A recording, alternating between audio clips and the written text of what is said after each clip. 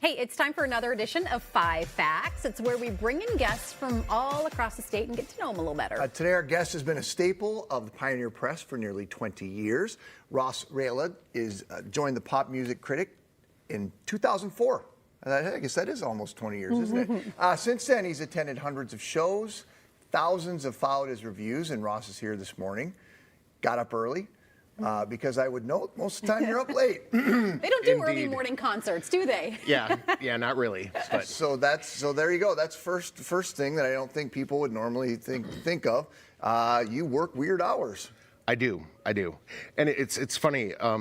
During the pandemic, I changed my sleeping hours, and when concerts started again, I was kind of worried that. Am I going to be able to do this? Oh, yeah. Sure. And the first show back after like 10 minutes, I was like, oh, yeah, I can You got this? I'm in my realm. Yeah. So tell us a little bit about yourself. You're actually a Minnesota native. Yes, I'm from Cloquet. I went to school in Moorhead, worked at papers in Fargo and Olympia, Washington. And then I didn't necessarily mean to move back to Minnesota, but this job opened up and it was a perfect fit. And I've been here 19 years. It'll be 20 years in August. Were you writing when you were out in Washington? Were you a music writer, or were you?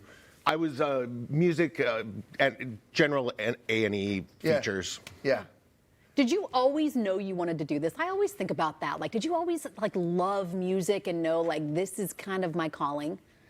Yeah. At some point, I think in high school, I sort of figured out I would like to be a music critic at a daily newspaper in a big metro, ideally a union paper, and here you are. It happened. Yeah, congratulations. That's fantastic. For 19 years now, so I mean that's press. crazy. It is. I still sometimes feel like I'm like the new guy at the paper. Isn't it funny? Because that's what an institution it is, right? Like put in your time, kid. Maybe you'll get 20 years. Ross, what's your favorite part of what you do? Oh, it's reviewing shows. I go to pretty much every arena and stadium show, and I live tweet.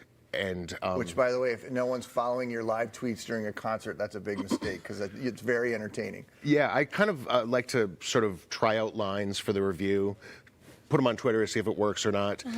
But it's fun. It's fun interacting with people. It's and I'm good at it. So I'll just say it. I'm good at it. You are good at it. I agree. Nervous when they see you come?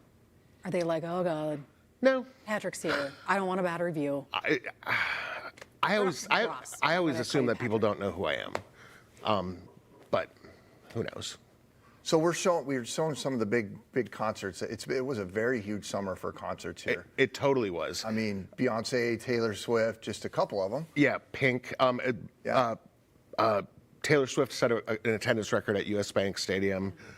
Pink did at Target Field.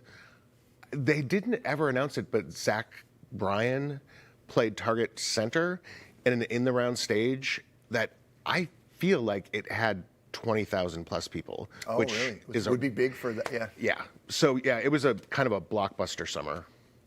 Fall, not so much, but. How do you write a review for Taylor Swift, for example? Like the girls, she's the most recognized musician of this time. She's making millions and millions of dollars. When you look at her, do you look at through a different lens, knowing what her success is? Well, Taylor Swift is sort of a special thing. I've said this to many people. I think I wrote it in the review that I've never seen a concert like that before. Yeah. She played more than 3 hours. There was not a single slow moment at any point. And she had the entire place in the palm of her hand the whole time. If you ask me what's the best show you've ever seen right now, it's Taylor Swift. Taylor Swift? This summer. And we're kind of getting off a little bit, but I'm curious how big of a part fans play in the experience of a show. And does that influence at all? It's sort of case by case. I'm writing not for fans. I'm writing for people. I'm not writing for people who were at the show. I'm writing for people who were not. Yeah. Because I feel like people read reviews sort of like they read the travel section. They want to see what they're missing or what they missed. Yep. So people ask me about that all the time. I don't really have any hard and fast rules. It kind of just depends on the show. I guess so. If you I think what you're kind of going for there is if you're not necessarily feeling the concert and you're like, this is all right, but the crowd's like just going absolutely crazy, does that sort of push you to go, okay, well... Yeah, but sometimes. I mean, the thing is, there are artists I can't stand that I You know... have to go and review. But that I know that put on a great show. You I mean, respect them, yeah. Billy Joel is a great example. I will drive off the road to not hear a Billy Joel song, but he's great live. Pearl Jam is another one. I don't like Pearl Jam, but so my personal taste, sometimes it's in there, but no. Yeah. Well, it's I've just done not this long enough that I've seen it all. Right. So. Well, and you're a journalist. You're looking at it, right down the middle. You're not going in with opinions. So.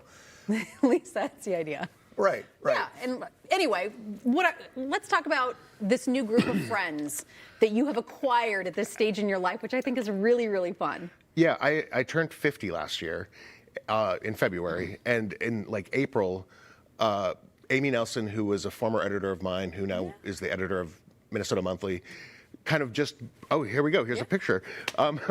She DM'd a bunch of people, like some journalists, some friends, some Twitter people, and we all met up at this really great West St. Paul bar called Tappers. I want to give a shout out to Tappers. Shout out It's Tappers. on the very edge of St. Paul and West St. Paul. And a bunch of us went on a Sunday afternoon and really hit it off. A couple weeks later, we did it again, and then someone said, hey, let's go play trivia. And in the time since, there's roughly 15 of us who go out at least once a week. And it's fun. just, I never would have expected, especially after the pandemic, to have a whole new friend group. Yeah. We played trivia last night. Tuesday night, a bunch of us went to see Stop Making Sense in IMAX. So it's great. How That's fun. awesome. Who would have guessed? Before we go, some of our viewers may recognize your partner, the laundry evangelist, Patrick Richardson. You guys at home, you remember when Patrick stops by and he teaches us how Yeah. to get stains out of absolutely everything. Megan really likes it when he stops by. I love Patrick. That previous shot was us in Taylor Swift hoodies. Oh, nice. Oh, and there's us There in you Taylor are. Swift. Look at that. Awesome. Okay, so I need to know who does the laundry in your house. The day-to-day stuff I do. I've worked from home long before the pandemic, and I kind of like having the opportunity to take a break and get away from my laptop. So, but as far as like ironing or anything sort of more advanced, that's all Patrick. That's where you leave it? Yeah, I mean, I do towels, I do underwear, t-shirts, that kind of stuff. Did you know all the tricks of the trade before you met Patrick, or Oh, did he no. enlighten you? No, As no. far as, yeah.